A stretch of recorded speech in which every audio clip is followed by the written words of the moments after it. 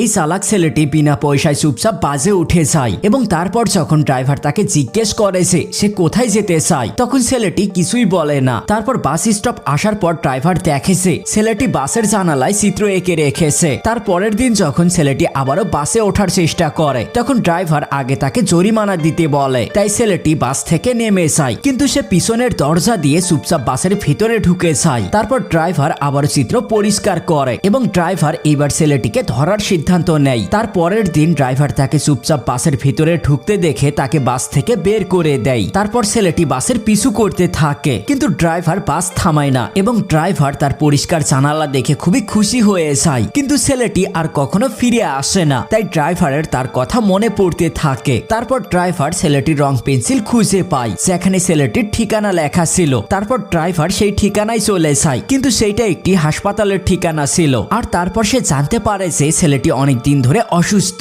এবং তার কাছে কেবলমাত্র 6 ঘন্টা সময় আছে। বন্ধুরা, এরপর সে কি করতে চলেছে তা জানতে কমেন্টে পার্ট 2 লিখুন।